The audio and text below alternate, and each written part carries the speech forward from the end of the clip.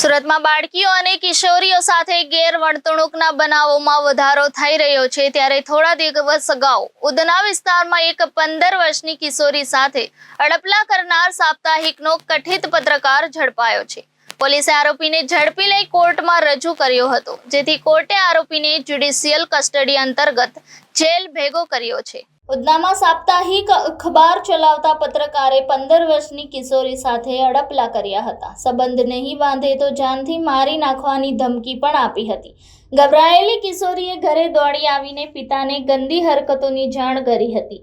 પિતાએ ઉધના પોલીસ સ્ટેશનમાં આરોપી અજય અશોક સોનવણે વિરુદ્ધ ફરિયાદ નોંધાવી હતી। પોલીસે આરોપી અજયની સામે છેડતી અને પોક્સો એક્ટની કલમો હેઠળ ગુનો નોંધ્યો હતો। ડીસીપી ભગીરથસિંહ ગઢવીએ કહ્યું કે આરોપી કિશોરની માસીનો હસબન્ડ છે। તેણે મોબાઈલ નંબર પણ લીધો હતો। કિશોરીના પિતાએ ફરિયાદ નોંધાવી હતી, જેથી તાત્કાલિક એફઆઈઆર નોંધી હતી।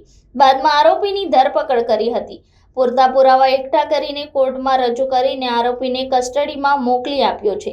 પકડાયેલો આરોપી પત્રકાર છે કે કેમ, તે માલિક છે કે કેમ, તે અંગેની તપાસ હાથ ધરવામાં આવી છે। મોબાઈલ લઈને અનબ્લોક કરી દીધો હતો। ઉધના પોલીસ સ્ટેશન ખાતે એક ભાઈ આવીને ફરિયાદ નોંધાવી હતી।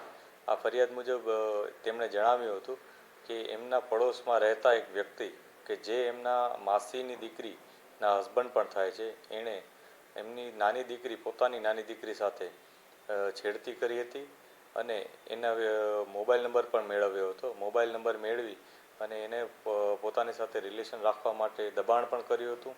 એની સાથે સાથે આ વસ્તુ કોઈને કહેશે તો ધમકી પણ આપી હતી કે જાનથી મારી નાખવાની ધમકી, એ પ્રકારની નાની દીકરીને ડરાવી પણ હતી। આ અનુસંધાને પોલીસે તત્કાલ કાર્યવાહી કરી અને આ એફઆઈઆર નોંધી હતી અને જે આરોપી છે એની ધરપકડ કરી હતી। ધરપકડ બાદ પૂરતા એવિડન્સીસ મેળવવામાં આવ્યા છે અને જે પણ બીજી ડિટેલ છે અમે અત્યારે મેળવી રહ્યા છીએ। ત્યારબાદ નામદાર કોર્ટમાં રજૂ કરતા તેને જ્યુડિશિયલ કસ્ટડીમાં મોકલી દેવામાં આવ્યું છે। આરોપીનું શું નામ છે અને શું કામ કરતો હતો? આ બનાવમાં જે આરોપી છે એનું નામ અજય અશોક સોનવણે કરીને છે। એ સાપ્તાહિક પત્રકારત્વ,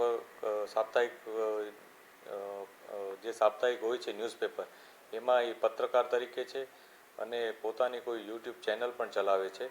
આ તમામ વિગતો અમે વેરીફાઈ કરી રહ્યા છીએ કે એ કયા નેજા હેઠળ પત્રકારત્વ કરે છે અથવા કના નામ હેઠળ એ પોતાનું આ યુટ્યુબ ચેનલ ચલાવે છે અને એ પોતે ઓનર છે કે પોતે એમાં પત્રકાર તરીકે નોકરી કરે છે, એ તમામ વિગતો અમે વેરીફાઈ કરી રહ્યા છીએ।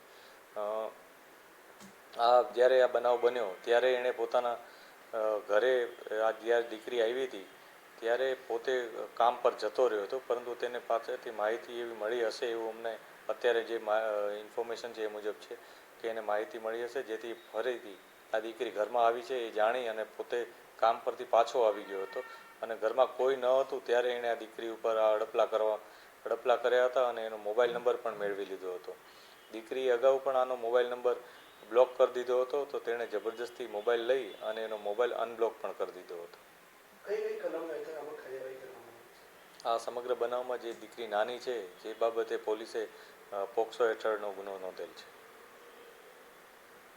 Reporter Arvind Rathod, Janadesh news, Surat.